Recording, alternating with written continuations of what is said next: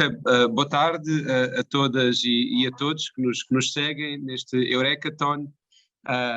Começava por saudar as instituições que tiveram a responsabilidade por esta iniciativa, a Porto Business School, o CEIA e a Câmara Municipal de Matosinhos, que em boa hora adotaram esta metodologia do Eurekathon, que é uma metodologia aberta e, digamos, assente na inteligência coletiva, no wisdom of the crowd, para responder a questões que são hoje prementes do ponto de vista da qualidade de vida no espaço urbano. Como sabem, este Eurekathon tem como tema de fundo Smart Sustainable Cities, ou seja, de que forma é que nós podemos usar a informação, os dados, melhor dito, para que as cidades sejam espaços mais equilibrados do ponto de vista ambiental e mais inclusivos do ponto de vista social, ou seja, para que se possa viver melhor nas cidades. Há duas perguntas de fundo, se quiserem, como framework ou como moldura daquilo que se vai passar agora aqui até às 7 da tarde. Uma delas é como retirar o trânsito das cidades, das ruas, quero dizer, e a outra, qual a melhor localização para espaços verdes e zonas pedonais.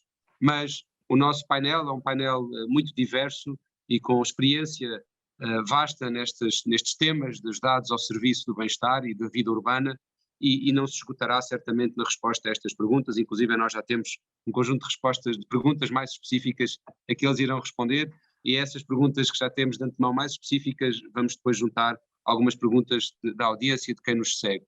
O meu nome é João Menezes, eu sou o secretário-geral do BCSD Portugal, que é um conselho empresarial que ajuda as empresas em todo o mundo, no nosso caso em Portugal, a serem mais sustentáveis, ou seja, a tratarem melhor as pessoas e o planeta, como dizia há pouco. E comigo tenho o prazer de ter o David Viana, que é responsável da divisão de planeamento urbano da Câmara Municipal de Matosinhos. Tenho também o gosto de ter o Francisco Manso, que é founder da Trigger Systems. A Trigger Systems é uma plataforma que permite o controle remoto de uma série de variáveis, de sistemas que podem integrar irrigação, podem integrar bombas, podem integrar, enfim, uma série de outras dimensões e que podem tornar o uso dos recursos naturais mais eficiente, obviamente, e assim as cidades mais sustentáveis. Tenho também o Miguel Marques, founder and CEO da MapIdea. A MapIdea é um software de análise de dados e de georreferenciação e que ajuda, a partir desses dados, a tomar melhores decisões também. E tenho o gosto ainda de ter o Hugo Espírito Santo, que é um participante no Eurekathon e que também que participa de igual para igual, obviamente, com os outros painelistas. Eu só dava a nota, antes de começar a fazer as perguntas, que o bem-estar nas cidades, ou a qualidade de vida nas cidades, enfrenta hoje uma série de desafios, quer do ponto de vista ambiental, quer do ponto de vista social. Nós ouvimos falar de conceitos como redução, descarbonização, por exemplo, e do chapéu do Acordo de Paris. As cidades são, como sabem, mais de metade das emissões têm origem nas cidades, tem uma pegada carbónica enorme.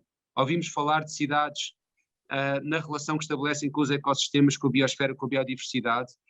Ouvimos falar de cidades na relação que estabelecem com a saúde. Ouvimos falar, por exemplo, poluição do ar, mas tantos outros temas, tantas outras derivadas para a saúde.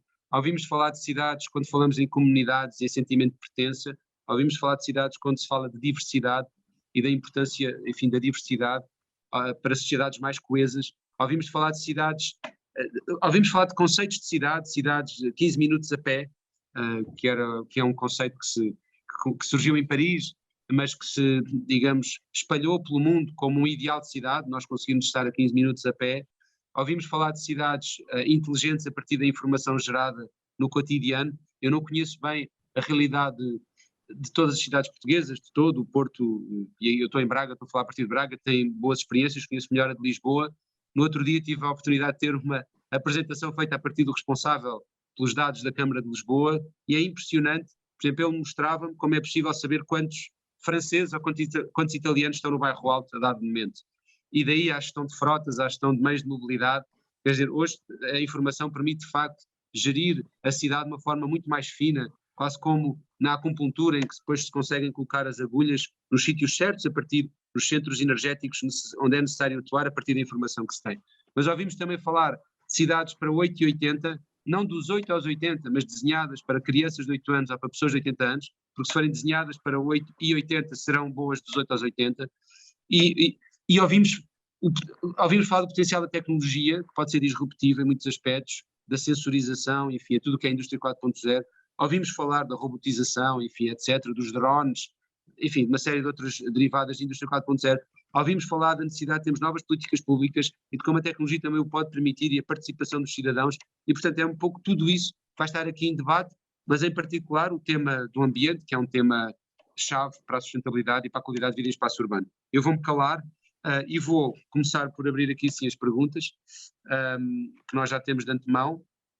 Portanto, isto é um daqueles programas em que se faz um bolo, acho que já está mais ou menos preparado, de bastidores, enfim, já está um pré-preparado. Bom, então, sem mais demoras, e depois de ter apresentado os meus queridos painelistas, temos aqui alguma desigualdade de género, para eu pensar, mas enfim, depois de ter apresentado os painelistas, começava por dirigir uma pergunta ao David Viana, que eu recordo que é o chefe de divisão de planeamento urbano da Câmara de Matosinhos, e a pergunta é: qual é o papel dos espaços verdes nas cidades sustentáveis e como se caracteriza a cidade de Matosinhos no que diz respeito aos seus espaços verdes e à sua utilização pelos cidadãos? Eu vou pedir respostas curtas, eu tenho 7 questões, nós temos aqui uma janela de meia hora para estas 7 questões, mais as do público, e portanto, quanto mais telegráficos formos, e se calhar não dei o melhor exemplo, melhor. Sem mais demoras, David, the floor is yours. Obrigado.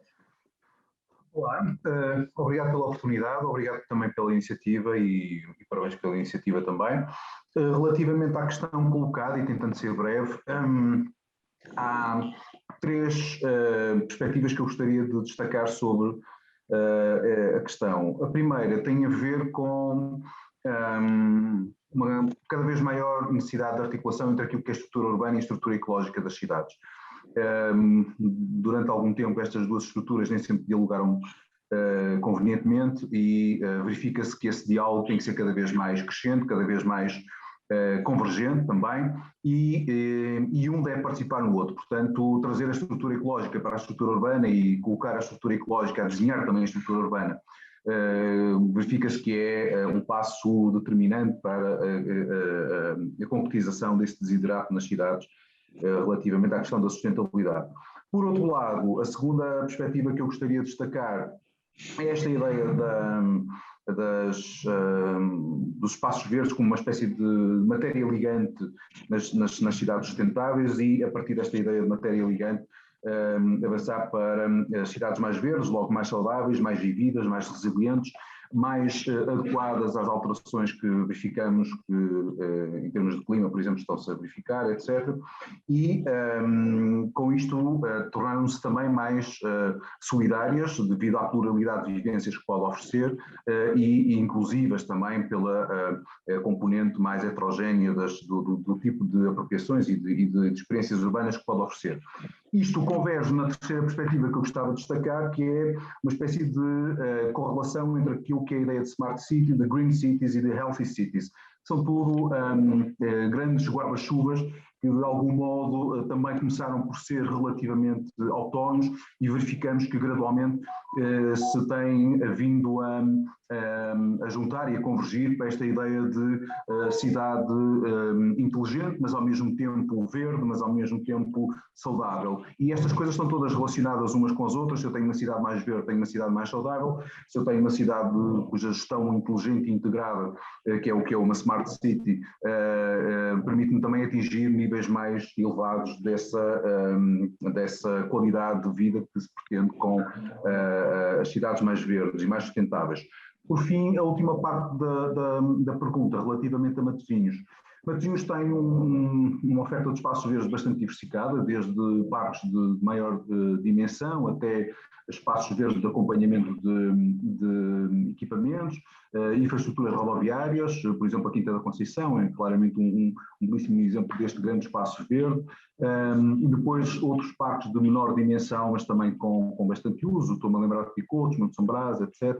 E depois, obviamente, os próprios jardins que vão também pautando a cidade de um modo mais local e com um uso muito mais de proximidade, etc. Isto para dizer que relativamente a esta ideia dos espaços verdes e quanto às suas tipologias, o importante é que elas sejam suficientemente abrangentes para que possam estar nestas escalas todas, desde as escalas mais panorâmicas às escalas de sítio, do lugar, e por outro lado, e complementarmente, haver também esta diferença de oferta de vivências que é muito importante garantir nestes espaços verdes e participar, fazer com que eles participem no desenho da cidade e no desenho do espaço público e no desenho urbano também. E o esforço que é feito aqui no planeamento e com uma consciência cada vez maior a esse nível também, é que pensar a cidade é pensar cada vez mais num contexto verde, inevitavelmente. Boa, muito bem. O Hugo Espírito Santo, que representa a Crowd, portanto é um participante no Hackathon, faz a utilização dos espaços verdes, certamente, de Matosinhos, e a pergunta é que tipo de utilização faz e, eventualmente, o que é que podia melhorar nos próprios espaços verdes para que fizesse uma utilização ainda mais frequente ou de maior qualidade. Boa tarde a todos. De uma forma breve, gostava só de agradecer este tempo de antena à organização e, mais do que poder dar o meu ponto de vista, é estimulante estar aqui a perceber como é que estas soluções são impulsionadas pelas organizações aqui representadas. Eu, na verdade, sou de Vila Nova de Famalicão, mas consideraria que a personalidade da cidade há de ser ligeiramente semelhante à de Matosinhos.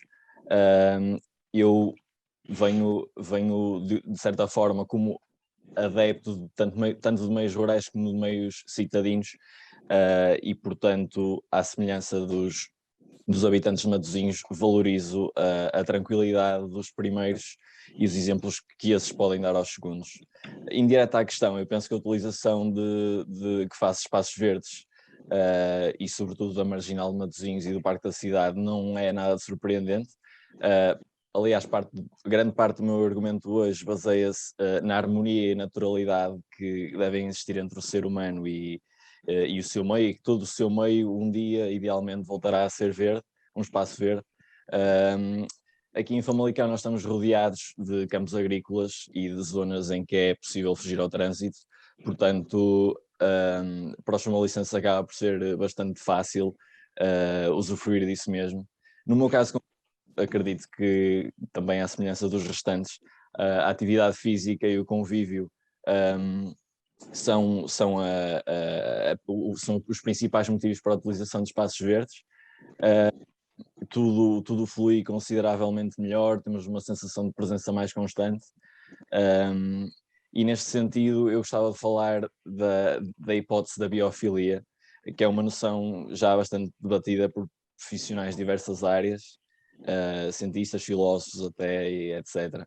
Recorrendo à neurociência, teoria da evolução e psicologia ambiental, define a nossa tendência para nos concentrarmos noutras formas de vida, e explica a afinidade que temos, por exemplo, para com os espaços verdes e para com animais e para pessoas que entram em sítios onde nós estamos e os nossos sentidos até podiam estar alheios a isso, mas há qualquer coisa que nos desperta e que nos faz inteirar acerca dessas presenças. Estas ideias vão começando a ser mais seriamente implementadas no design de espaços físicos e na arquitetura, o que constitui um grande passo rumo a cidades mais tranquilas e acolhedoras e sustentáveis, para as quais o ser humano poderá contribuir de uma forma mais adequada. Relativamente aos fatores que eu considero mais relevantes nos espaços verdes, destacaria a diversidade de espécies. Na natureza, esse parâmetro sustenta desde sempre a resiliência dos ecossistemas, uma vez que os torna mais flexíveis e capazes com uma maior capacidade de adaptação a potenciais mudanças.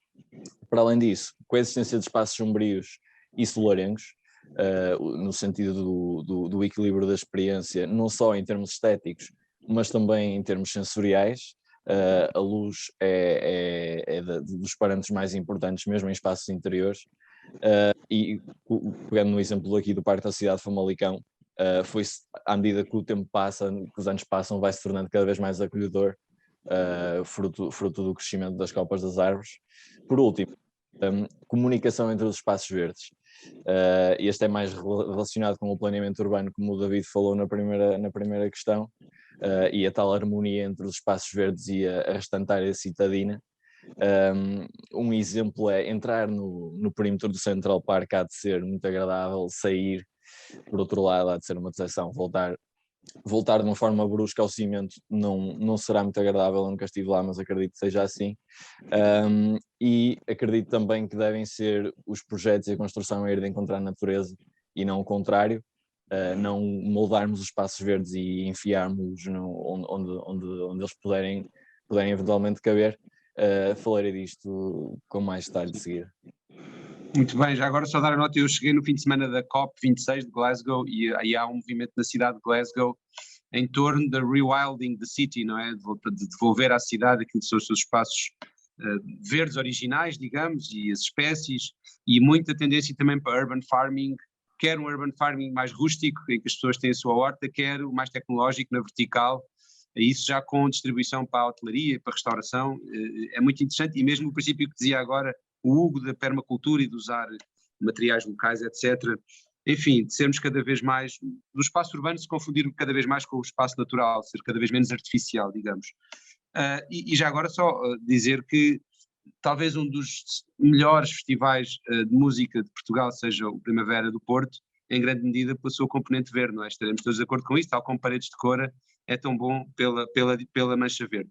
Bom, Francisco, sem mais demoras, informação geoespacial, análise de dados, de que modo é que isso pode ser útil na gestão do espaço urbano e no planeamento do espaço urbano? Olá a todos, obrigado pelo convite. Eu começaria por questionar-vos ou deixar-vos esta dúvida na cabeça eu sou agrónomo, portanto, e ando aqui muito no meio da agricultura e faço avaliação de sistemas do ponto de vista da sustentabilidade. E uma das perguntas que nós nos fizemos e que eu vos convidava a fazer é se realmente o espaço verde é uma zona realmente sustentável ou não. Eu faço esta pergunta porque não é fácil projetar sistemas, mesmo nas cidades, aquilo que nós vemos dos jardins e dos canteiros, é fácil nós acharmos que aquilo é um upgrade ou é um benefício para a cidade, mas aquilo que nós temos visto é que nem sempre é assim, ou na maior parte dos casos não é assim. E nessa medida, o que a gente realizou é que a grande contributo dos espaços verdes, não estou com isto a dizer que os espaços verdes fazem mal à cidade, porque não fazem, é realmente o usufruto das pessoas e o bem-estar que provocam às pessoas. Portanto, é realmente justificável. A única justificação para a existência de maior parte dos espaços verdes, atenção que não são todos, mas a maior parte dos espaços verdes, é realmente o usufruto e o benefício que as pessoas tiram do seu uso. E nessa medida, o Data Analysis é a justificação para isso. Portanto, são as métricas, são os KPIs que permitem justificar se um espaço se justifica ou não, e permite comparar os dados de utilização de um determinado espaço com os custos de manutenção que aquele ecossistema tem. E quando eu falo de custos de manutenção, estou a falar de custos de manutenção não só a nível financeiro, mas a nível ecológico. Vocês, se pensarem nisso, o jardim tem custos de água, tem custos de mão de obra, tem custos de carbono para carrinhas irem lá fazer assistência, cortarem relvas, e dificilmente, sobretudo os espaços... Mas, Francisco, sem querer interrompê-lo, só dizer uma coisa, em Glasgow eu vi um exemplo dos charcos, por oposição aos lagos urbanos, artificiais, em que os charcos não têm a mesma valorização estética pelas pessoas, porque temos de nos habituar a eles, mas são muito mais sustentáveis, não é, como dizia.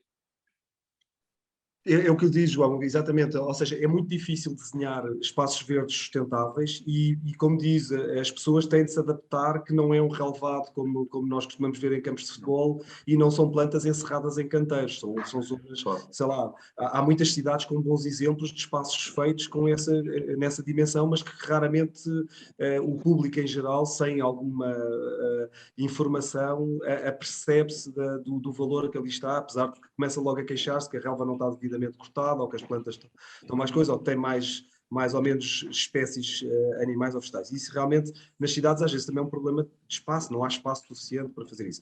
Realmente, a analítica é aquilo que permite... E que tipos de dados é que são importantes recolher para poder tomar decisões depois? Eu depois também vou fazer esta pergunta ao Miguel, mas fazendo já ao Francisco. Nós desenhámos aqui em Portugal o primeiro jardim realmente sustentável de acordo com os critérios internacionais que utilizámos de uma associação que definiu as regras E há uma certificação, não? E há uma certificação, Ok. sim. E para fazermos isso, o que é que nós tínhamos de ter métricas? Tínhamos de ter métricas de tempo de utilização do jardim por pessoas, tempo em horas, portanto, quantas pessoas lá vão e quanto tempo é que elas passam no espaço. E atenção que isto criou uma dimensão muito interessante, porque estar no espaço, nós cada vez que contribuímos com uma peça de arte, ou com um QR Code, ou com uma história, contribuímos para garantir que as pessoas estão mais tempo presas, entre aspas, ao jardim. As espécies que existem no local são outras das métricas que têm, e podem não ser espécies permanentes, mas espécies temporárias. Imagina um mocho, rãs, tudo o que sejam espécies em vias de extinção são muito bem valorizadas do ponto de vista... Abelhas, não é? Colmeias. Abelhas, exatamente. Por exemplo, os pomos pontuam negativamente, estão a ver, porque e espécies, nós tínhamos mochos e fizemos o jardim perto de uma zona, pusemos rãs, as rãs são engraçadas porque garantem depois que há uma série de pássaros e de animais que se alimentam delas.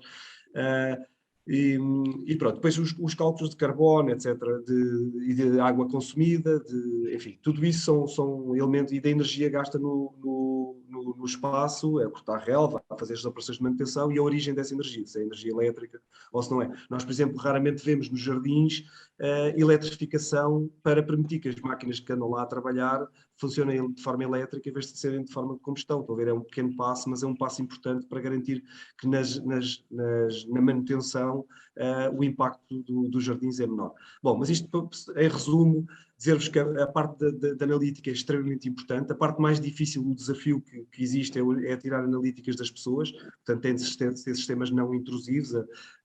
Tenho a certeza que a MapIDEA terá mais a dizer sobre isto, porque observações aéreas, contagens, são tudo elementos importantes para se tomar boas decisões e para se projetar, para que os espaços justifiquem, que haja KPIs que justifiquem a criação destes espaços. E nós, mais praticamente do ponto de vista de gestão depois do jardim, nomeadamente da parte da rega e diminuição de custos de água, é só analítica, é olhar para tudo o que são dados de satélite, de meteorologias dos últimos anos, de estatísticas, e atuar sobre isso para ter poupanças que chegam a ser coisas acima de 50% de otimização dos sistemas. Claro, e aí sim tornam-se inteligentes e sustentáveis as cidades. Bom, Miguel, sem mais demoras, força. Quem fala? Posso só acrescentar ou reforçar este aspecto que o Francisco disse, que realmente quando se fala no verde urbano é preciso ganhar consciência cada vez maior que este verde urbano é um verde em embelezar, é um verde em que vai procurar recuperar a estrutura ecológica que estava lá antes da própria estrutura urbana e trazer e fazer participar essa estrutura ecológica. Estamos a falar de linhas de água, arbustivas, vegetação autóctone, etc. Todo um conjunto de elementos naturais locais que façam com que esta preocupação que o Francisco estava a referir esteja sempre presente. Ou seja, eu tenho pouco interesse em ter um verde urbano muito consumidor de água, por exemplo. Isto ambientalmente não me diz nada, é bem pelo contrário, então prefiro quase nem ter. Não obstante aquela questão do conforto urbano no uso desse verde, mesmo consumidor de muita água, que o Francisco estava a referir. Portanto, esta nova perspectiva que eu estava a falar também sobre o diálogo entre a estrutura ecológica e a estrutura urbana é muito neste sentido, de recuperar aquilo que é a matriz ecológica do território e trazê-la a dialogar e a participar no desenho da estrutura urbana, mas neste desenho não consumidor, não de mero embelezamento ou de apenas trazer uns elementos naturalizados para que a cidade fique um pouco mais bela. Não, são os elementos que fazem parte dessa estrutura ecológica que eu referi e que devem ser recuperados muitas vezes. Estamos a falar, por exemplo, de linhas de água entubadas, canalizadas, o que for, e trazê-las à superfície e voltar a fazer com que elas participem do chão da cidade, e com esse chão da cidade as próprias vegetação autóctone que acompanhava essas próprias linhas de água, por exemplo, e fazer com que isso transforme os espaços públicos em espaços mais híbridos a esse nível também. Portanto, esta mensagem do Francisco é extremamente importante. Não vamos falar de um verde urbano consumidor. Claro, trabalhamos sinergicamente e não contra ou em braço de ferro com a natureza. Muito Exatamente. bem. Miguel, georreferenciação... Aliás, é uma ideia um pouco metabólica do verde, um verde do metabolismo urbano. O verde vai recuperar esta ideia metabólica dos ciclos da natureza e dos ciclos da cidade, articulados com os ciclos da natureza e do próprio ambiente. Não é? Muito bem, claro. Sabe, eu venho de um tempo do início do planeamento urbano nas periferias de Lisboa, em que contava como espaço verde as rotundas que se faziam e se pintavam de verde. Portanto, já fizemos um progresso desde então. Não é disso que estamos a falar, de certeza. Não, claro que sim. Exatamente, estamos muito longe desses tempos e dessas realidades periurbanas. Mas, Miguel, sem mais demoras, a Map Idea tem tudo a ver com ideias a partir de mapas ou a partir de dados de georreferenciação. Conte-nos lá o que é que pode fazer por uma cidade com mais bem-estar, com melhores níveis de sustentabilidade e bem-estar. Mais do que falar da tecnologia em si, eu pego no exemplo do Francisco. O Francisco disse que era agrónomo, eu sou geógrafo. Portanto, o território para mim é um bocadinho o local de trabalho, digamos assim. E se nós space is place, não é? Como dizem os geógrafos, space is place. Exatamente. E se nós pensarmos bem, o instrumento que nós podemos ter no gabinete mais parecido com a realidade é um mapa.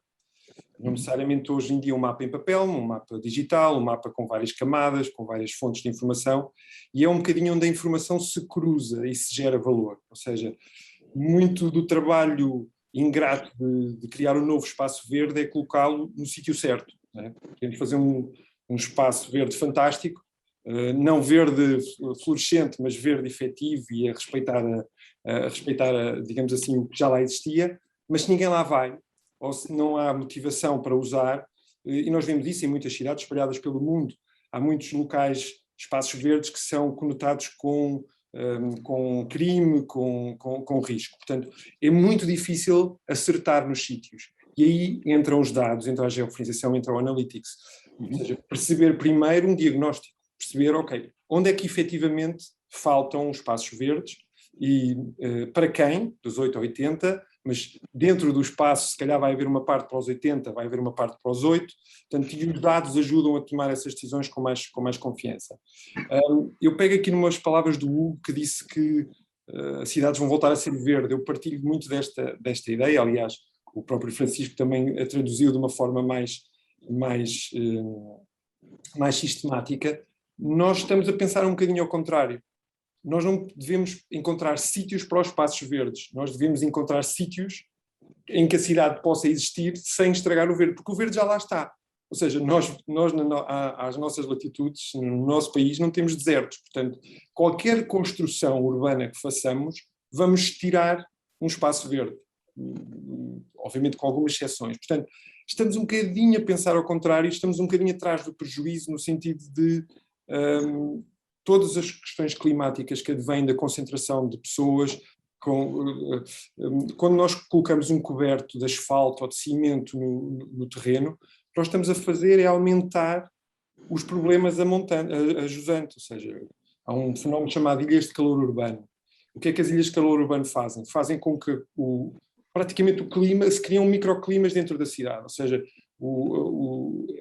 a temperatura mantém-se muito mais quente durante a noite, porque não há o escoamento, não há dissipação do calor, exatamente por causa desta impermeabilização dos solos. Portanto, estamos aqui a pensar um bocadinho ao contrário. Os dados, a georreferenciação e a geografia ajudam a ver um bocadinho as coisas de cima e a tirar conclusões mais acertadas. Sabe que eu lembro-me sempre, Miguel, do Riber Teles, numa entrevista perguntavam-lhe: você agora vai construir aqui, instalar aqui um jardim nesta zona da cidade, e depois o que é que vai trazer? Vai trazer patos? Que tipo de espécies é que vai trazer? E ele dizia: se eu fizer tudo certo, eles virão por si. Não é preciso dar-lhes boleia, que eles encontrarão certamente, e assim era. Ele criava as condições e depois então as espécies instalavam-se nos locais. David, uma pergunta também gostava de lhe fazer sobre este tema que o Miguel colocava na mesa. Se nós tivermos bons dados, conseguimos planear bem a cidade, ser mais inteligentes na adaptação àquilo que já são os ecossistemas de origem, se quisermos, locais. Que tipo de dados é que a Câmara de Matosinhos pondera no planeamento urbano e está ou não está a repensar a cidade? É curioso, já agora só dar esta nota, eu vivi agora há relativamente pouco tempo, um ano, em Lessa da Palmeira, e portanto conheço relativamente bem o território. Olhava da janela para aquela, e não vou falar sobre o tema, para a refinaria da Galp, ali de Lessa da Palmeira, e pensava como isto podia ser extraordinário se fosse um espaço verde, e não estou a lançar o tema, mas a pergunta é: que dados é que usa a Câmara e que tipo de pensamento é que está a lançar para o futuro próximo sobre a cidade e as suas localizações, e a partir de que dados, não é? A Câmara tem disponível no seu site da internet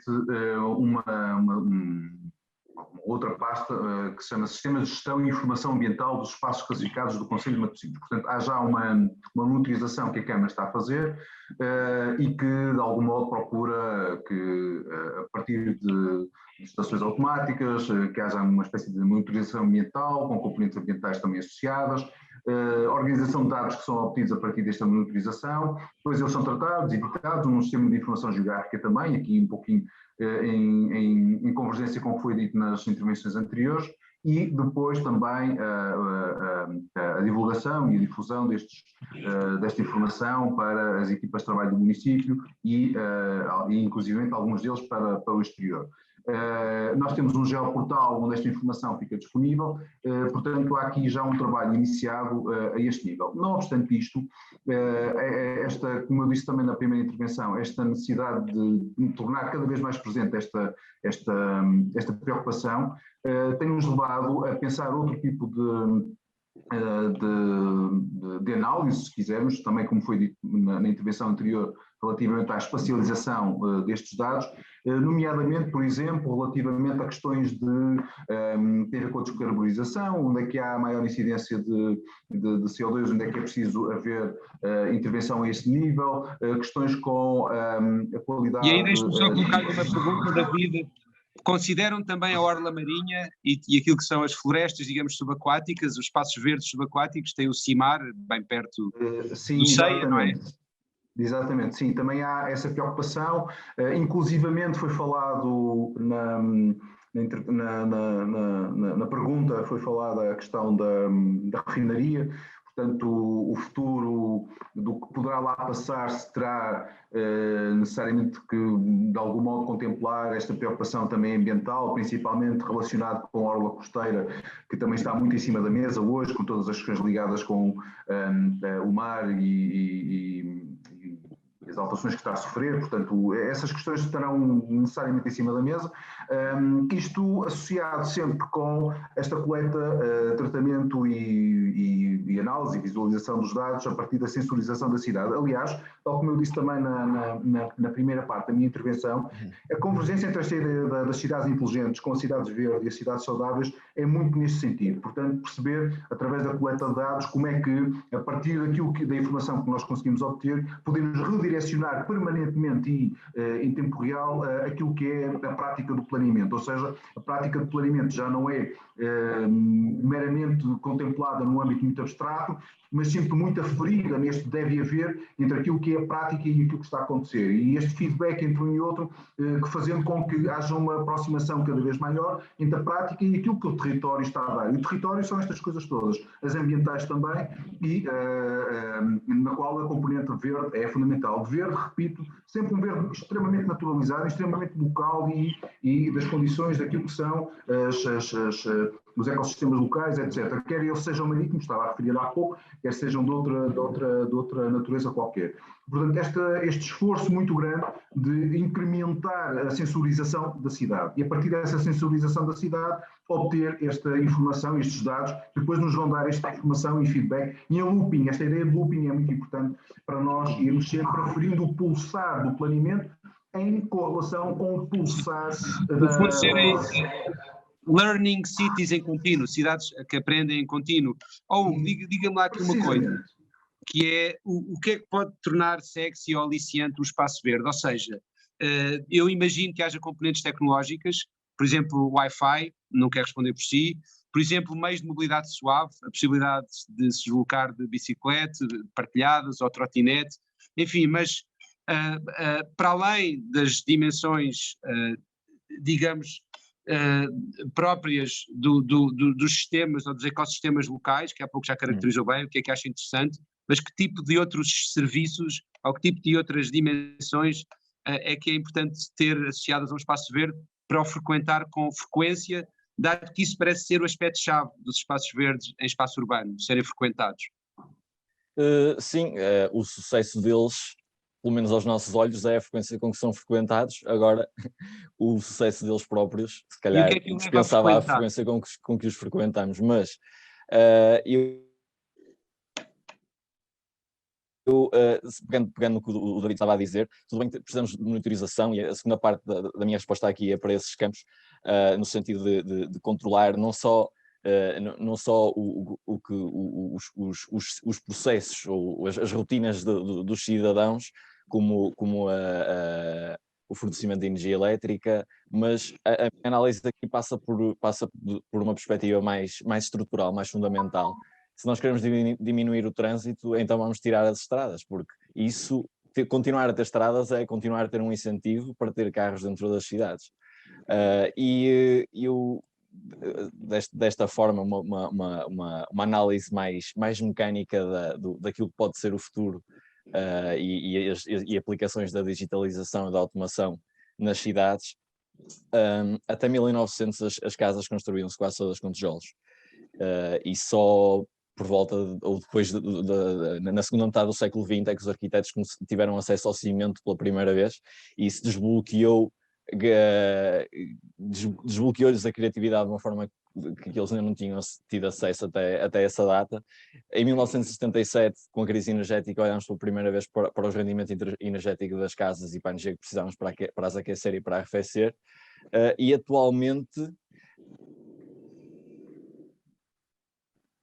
nós vamos dia após dia compreendendo com cada vez mais precisão os fenómenos naturais e com isso vamos ter mais capacidade para os replicar, e aqui o meu foco seria a ciência dos materiais, que nos traz, ou que nos dá uma realidade em que temos uma capacidade extra de dimensionar estruturas alternativas para a produção de energia elétrica, que podem ser incluídas em janelas de todas as casas, e eventualmente é isso que vai acontecer. A ciência dos materiais dá-nos liberdade na replicação de microestruturas, uso de nanomateriais, e materiais, isto é para mim é a parte mais fascinante, com funcionalidades intrínsecas à semelhança do que vemos na natureza, como capacidades de self-cleaning, self-healing, self-repairing, self-assembly, e exemplos das teias de aranha, que têm uma resistência mecânica elevadíssima. Acho que biohacking.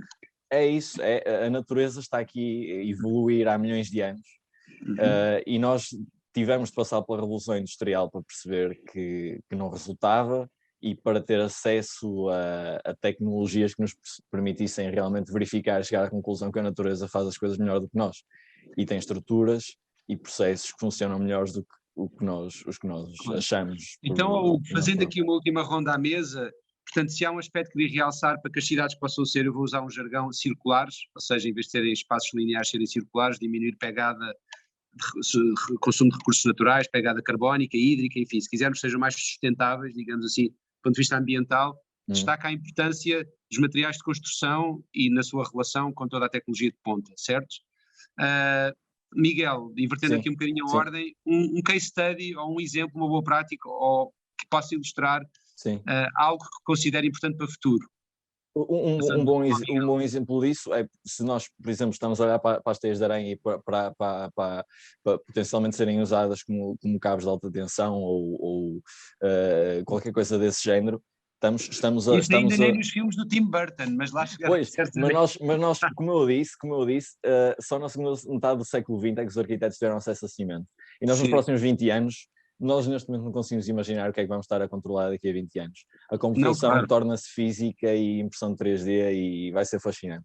Mas se nesse exemplo nós imitarmos de certa forma o organismo, então com edifícios, com novos materiais, nós vamos imitar ecossistemas e vamos replicá-los e vamos fundi-los com os espaços verdes que já existem.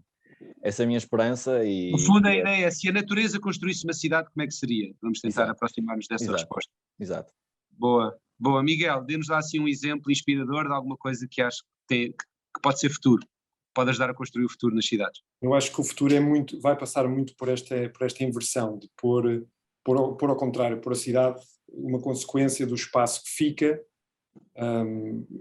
do espaço verde, ou seja, do espaço que... Mas acha, por exemplo, deixa-me só fazer uma pergunta específica, acha que as pessoas vão sair da cidade e vão se espalhar mais por territórios interiores, ou vai continuar a haver um êxito para espaço urbano, uma concentração em espaço urbano? Eu acredito que isso aconteça. Aliás, até o fenómeno recente, que nem nos apetece muito falar, não é? Houve essa procura por clássico, quer sair de um apartamento e ir para uma vivenda porque tem um bocadinho de espaço para estar fora de casa. Eu acho que com o trabalho remoto, com todas estas mudanças que estão a acontecer, porque elas não acontecem daqui a 10 dias, não é? Estão a acontecer hoje. E eu acho que vai haver um maior compromisso entre o espaço, ou seja, não vai haver tanta concentração, ou pelo menos vai haver uma procura de não concentração como estamos a viver hoje em dia. Vivemos todos em cima uns dos outros, literalmente. Não é? Prédios de 10, 20 andares, portanto, vivemos em cima uns dos outros. Em gavetas, na vertical.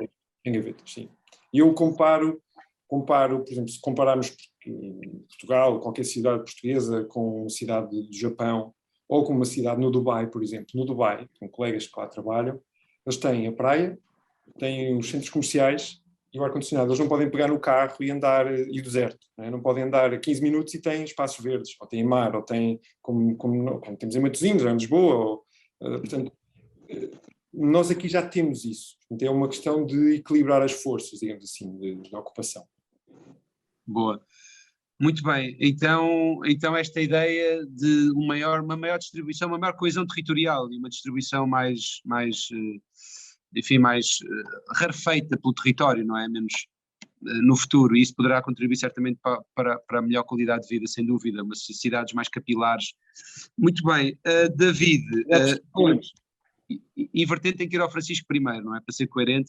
Francisco, o que é que realçaria como algo para que o David possa ter em consideração na cidade futura que vai desenhar, Matosinhos do futuro, até pode ser Matosinhos 2040, mas o que é que acha que pode ser um bom case study ou algum exemplo que queira dar de algo que faça sentido ponderar para o futuro? Francisco? Perdemos o Francisco. Estão-me a ouvir? É porque eu não estou a ver, peço desculpa no meu ecrã. Força. Ok, o David referiu uma situação bastante importante, que é a manutenção de espaços verdes com qualidade do ponto de vista de sustentabilidade e não só humana. Não se esqueçam que neste paradigma o humano é indesejável nos espaços verdes, atenção, portanto isto levando ao extremo é quase fechar os sítios e deixá-los impedir que o homem lá esteja dentro. Mas acho que é um bom exemplo, pelo menos daquilo que nós do pouco podemos fazer na cidade, criar espaços verdes com estas capacidades, portanto preservando ecossistemas que são típicos da nossa latitude, e garantir que os custos de manutenção que estes espaços verdes têm são muito, muito baixos. O David também referiu bons exemplos, poupar muito dinheiro em água, poupar energia, garantir que a energia que é utilizada no espaço que é o mais sustentável possível e garantir que estes espaços são utilizados e que efetivamente o custo ecológico que tem o benefício de bem-estar para as pessoas. E que isto tudo é... E o Francisco, já agora uma pergunta, acredita nos corredores aéreos, ou seja, nos green rooftops e em ter cidades que têm um teto verde? Não, de todo. Acho que se vocês fizerem contas, dificilmente justificarão em carbono o movimento de terra e de plantas para cima de um edifício. É eu não vou dizer uma utopia, mas é difícil vencer a matemática ligada aos rooftops. São ideias, são boas intenções, é uma situação assim muito romântica, mas na prática, quando vocês vão medir esses ecossistemas, é difícil ou impossível garantir que eles são sustentáveis e que não há alternativas nos meios materiais e tudo mais que conseguissem o mesmo resultado com um esforço ecológico menor. Boa. David, eu ia fazer aqui uma batota que é, como temos uma questão da audiência, ainda por cima, ajuda-nos aqui a equilibrar um bocadinho a questão de género, agradecendo à Teresa Bianchi da Guiar, que coloca uma questão. Ela pergunta a todos uma questão, eu não sei se estão a ter acesso a ela, mas diz ela: boa tarde a todos, uma pergunta pela vossa experiência perante o planeamento de um novo espaço, como é o processo, que fases existem, quais são as maiores dores no processo. Continuando, esse tipo de nanomateriais são atualmente acessíveis ou acabam por ser demasiado caros no planeamento de espaços urbanos? E, por fim, que recomendações dariam aos participantes como linhas gerais para a construção do exercício, utilizar dados para melhorar o planeamento ou executar os espaços verdes urbanos? Bom, isto era outra conversa de 1 hora, talvez, era mais uma cátedra até, talvez, mas eu deixava ao David esta tarefa, e talvez um pouco ingrata, de procurar agrupar as 3 questões, se quiser eu repito-as, mas procurar as 3 e dar uma resposta à Teresa, e depois abrindo também a possibilidade aos outros painelistas que juntem o que entenderem àquilo que o David entender responder. Força, David. Agradecendo à Teresa a participação. Eu vou reforçar esta perspectiva, vou começar a reforçar esta perspectiva do Francisco relativamente aos rooftops, da qual eu partilho completamente. Aliás, se fosse uma boa solução, a natureza já a teria feito, portanto, se não o fez, é porque não deve ser uma boa solução. Não quer dizer que não haja exemplos interessantes, mas, em regra, acho que não é fácil conseguir-se isso. Relativamente à questão do planeamento de espaços verdes, eu vou, talvez, dar um caso concreto do que se passa aqui em Matosinhos. Nós temos uma nova figura no PDM, no Plano Diretor Municipal de Matosinhos, são as AUDACs, são as áreas urbanas disponíveis a consolidar, e estas áreas urbanas disponíveis a consolidar são vazios que resultam no meio de tecido construído, portanto são espaços de colmatação, vá lá. Para esses espaços de colmatação, nós temos 3 linhas orientadoras, uma delas, para que esses espaços não sejam só ocupados com edificabilidade, uma delas é a necessidade de haver espaços verdes, espaços públicos, espaço de usufruição, espaço de convivência e de apropriação, vá lá, se quisermos. Para isso, a lógica que, de algum modo, enquadra a intervenção a esse nível, nesses espaços, tem muito a ver com as dimensões locais, com aquilo que são as características e as condições locais para a definição desses espaços. Portanto, não uma abstração idílica sobre este verde urbano de enquadramento, mas um verde urbano operativo, ou seja, voltando à ideia da matéria ligante, uma matéria ligante operativa, um verde ligante operativo. E com isto conseguir com que esse verde ligante seja também local. Mas David, mas aí então deixa-me só fazer uma pergunta. Supondo que isto é um Minecraft, acho que é assim que se diz, a Teresa pergunta, pondo-se nos sapatos dos participantes neste hackathon, ou neste Eurekathon, quero dizer, que como é que deve ser o processo? Ou seja, como é que devem planear um espaço verde em zona urbana? Quais são as 2, 3 etapas-chave e a sequência de passos que devem dar, não é? Eu ia chegar aí. Neste processo das AUDACs, os proprietários participam, porque eles têm que participar neste processo. Portanto, é muito também da noção e das vivências que os proprietários que são... Tem que ser de baixo para cima, é isso? Exatamente. Há aqui uma convergência de cima para baixo e de baixo para cima que, a dado ponto, se encontra, e é com esse contributo que essa definição também vem ao de cima, até porque depois o projeto final é do conjunto de proprietários que integram essa AUDAC e que, de algum modo, conduzem esta perspectiva sobre o projeto do verde urbano que a Câmara lá entende que deve existir para precisamente fazer esta rede de micro, meso, macro espaços verdes. Portanto, uma ideia muito capilar, como estava também a ser dito há pouco, de espaços verdes que vão, de algum modo, colmatando a edificabilidade que está associada também às AUDACs e à própria estrutura urbana que acompanha. Relativamente aos materiais, esse é outro assunto e que, de facto, dava aqui matéria para mais 1 ou 2 horas de conversa, porque a diversidade de materiais é bastante grande e alguns deles ainda estão em teste, diria eu, ainda estamos a tentar perceber qual é, de facto, o seu resultado. Alguns vêm com características aparentemente muito interessantes, mas que falta também algum tempo de verificação. Sobre a participação na definição destes espaços verdes. Eu acho que é um tema muito estruturante para a consolidação do verde urbano, ou seja, o trazer as pessoas primeiro, eu vou dar 3 casos muito concretos. A consciencialização da importância do verde urbano, a definição das características e dos usos do verde urbano também a partir das vivências das próprias pessoas e depois a articulação na cocriação destes verdes urbanos, envolvendo o município e os municípios neste processo, que me parece que a partir daqui traria esta responsabilização também da própria manutenção, da própria gestão, não só da criação, mas da perpetuação da qualidade desse espaço verde e das suas vivências também para as próprias pessoas que o ajudaram a criar, a manter e a vivê-lo. E aí deixa-me fazer uma pergunta, David, já agora só fazer aqui um disclaimer. A todos os participantes chamei coletivamente Teresa e, portanto, àqueles que colocaram as questões e que não são a Teresa, por esta sessão espero que não se importem de ser Teresa, mas a partir das 7 já não são Teresa outra vez. Agradecendo a que todos e cada um, que não sei quem foi, que colocaram as questões em particular. David, diga-me lá uma coisa, eu não sei se a Câmara de Matosinhos tem orçamento participativo. Tem? Sim. Sim, e no orçamento participativo, já que falamos de participação e de processos de baixo para cima, eu conheço alguns casos, Lisboa, Cascais, mas têm saído propostas de cidadãos vencedoras no que toca a espaços urbanos, espaços verdes, quero dizer, em área urbana, obviamente. Ou nem por isso.